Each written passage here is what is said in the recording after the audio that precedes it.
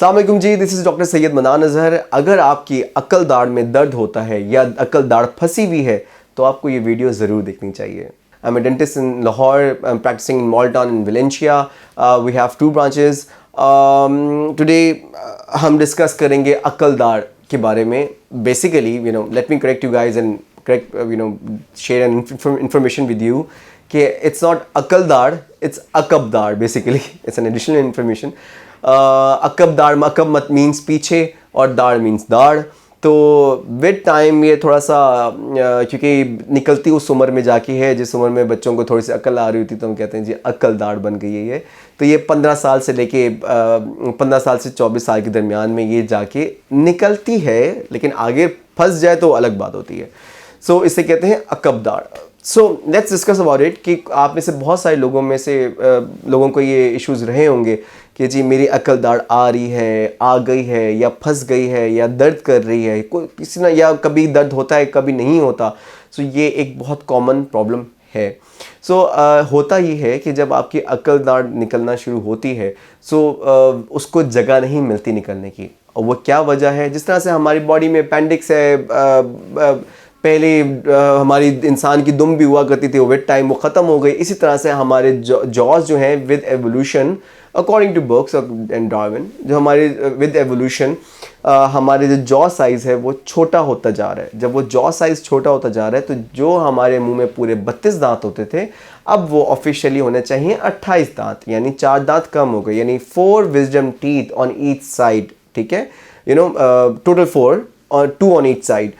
आपकी ये जब अक्ल दाढ़ें हैं उनको निकलने की जगह नहीं मिल रही, वो टेढ़ी निकलती हैं। और उनकी टेढ़े निकलने की वजह से क्या होता है कि जिस पॉइंट पे आके वो अगले दांत को टच करती हैं वहाँ पे खाना फंसना शुरू हो जाता है। और जब वहाँ पे खाना फंसता है तो वो साथ वाले दांत में भी इन्फेक्शन कर देती हैं और अक्ल दाढ़ में भी बजाते खुद इन्फेक्शन हो जाता है। इसका बहुत आसान हल होता है कि जी timely at the young age, या जब भी वो दांत निकलना शुरू हुआ है या किसी अपनी शेप में आना शुरू हुआ है, आपका डेंटिस्ट जब भी आपको कहे इसको फ़ौरन निकलवा देना चाहिए। पेशेंट्स का पाकिस्तान में पेशेंट्स का बहुत आम एक तसव्वुर है कि जी जब तक मुझे दर्द नहीं करेगा मैं क्यों निकलवाऊँ। बात तो उनकी it make sense, as a layman it make sense कि जी मुझे दर्द नहीं करी मैं चीज़ क्यों छिड़वाऊँ। लेकिन हमें समटाइम्स हमें प्रोफाइलेक्टिकली भी सोचना पड़ता है कि यार अगर ये मुझे फ्यूचर में तंग करेगा तो मैं इसको क्यों रखूँ और मुझे नुकसान डबल होगा। जैसे एक अकल दाढ़ अगर हम नहीं निकालेंगे तो वो अगले दांत को ख़राब करेगा, फिर उसको भी निकलवाना पड़ सकता है, या रूट कनाल, या क्राउन, एक अलग प्रॉब्लम स्टार्ट हो जाती हैं। इवेंचुअली उसको भी निकलेगा। तो क्यों ना अक्ल दाढ़ को टाइम पे निकाल दिया जाए ताकि अगले दांत को में किसी किस्म का इन्फेक्शन प्रोड्यूस ना हो। होता यह है कि विद एवोल्यूशन जब हमारे जॉ साइज छोटे हुए तो अक्ल दाढ़ निकलती भी 15 साल से के उम्र के बाद है। तो जब वो टेढ़ी निकलना शुरू होती है तो अमूमन या तो वो सातवें दांत के दरमियान में उसको टच करके वहाँ पे खाना फंसना शुरू हो जाता है, या फिर आपका जो गम है यानी आधा दांत बाहर आ जाता है। अमूमन आधा दांत हड्डी के अंदर ही रहता है और जिस पॉइंट पे उसका गम होता है वहाँ पे हम जब च्यू करते हैं तो वहाँ कुछ ना कुछ खाना फंस जाता है। मैंने पहले दांत वाली साइड पे बताया, अब मैं गम वाली साइड पे बता रहा हूँ। सो वहाँ पे खाना फंसना शुरू हो जाता है और जब वहाँ पे खाना फंसना शुरू होता है तो वहाँ पे गम्स का इन्फेक्शन हो जाता है जिसे कहते हैं पेरिक्रोनाइटिस, PERICORONITIS, पेरिकोरोनाइटिस। सो ये बहुत कॉमन एक इशू है जो कि लोगों को हो जाता है अक्ल दाढ़ की वजह से, जिससे क्या होता है कि आप बाइट करते हैं तो आपको पेन होता है और ऊपर वाली दाढ़ भी टेढ़ी निकली हुई होती है जो कि आपको चीक पे भी आपको अल्सरेट कर रही होती है और दर्द कर रही होती है। सो अच्छी बात ये है कि ये दोनों चीज़ें टाइमली निकलवाते हैं। अच्छा, कुछ लोगों की अक्ल दाढ़ अक्सर सीधी भी होती है और सब चीज़ें अलाइंड भी होती हैं। फ्रैंकली उनको भी हम सजेस्ट यही करना चाहते हैं कि वो भी अक्ल दाढ़ निकलवा दिया करें।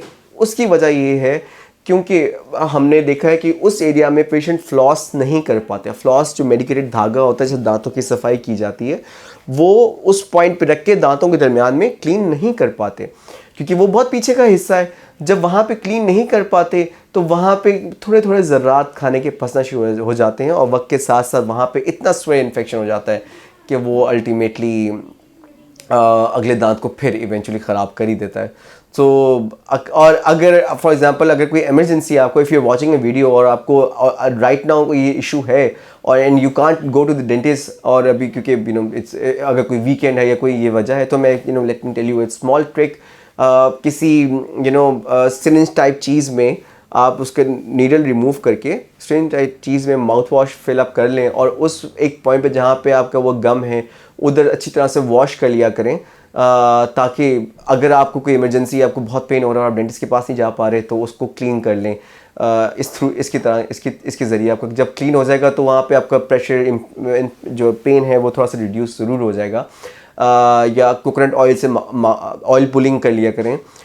लेकिन ये मैं जो बता रहा हूँ ये सिर्फ उनके लिए बता रहा हूँ जिनको कोई इमरजेंसी हुई हुई हो कि मुझे दर्द हो रहा है अभी कोई, इसलिए आप यूट्यूब पे या कहीं पे सर्च कर रहे हो, इसके बारे में इंफॉर्मेशन लेना चाह रहे हो।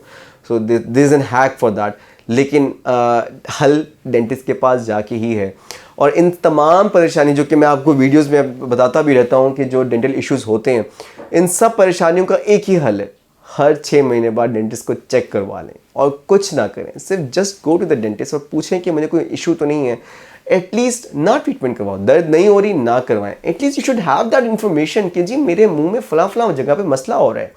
That dentist is gonna show you कि जी थ्रू कैमरा कि जी ये आपका देखिए जी ये आपकी ओरल हेल्थ इस तरह से है, आप अपनी क्लीनिंग इस तरह से इंप्रूव कर सकते हैं, अपनी सफाई अच्छी तरह से कर लें। सिर्फ यही चीज़ वो आपको गाइड कर देंगे एटलीस्ट।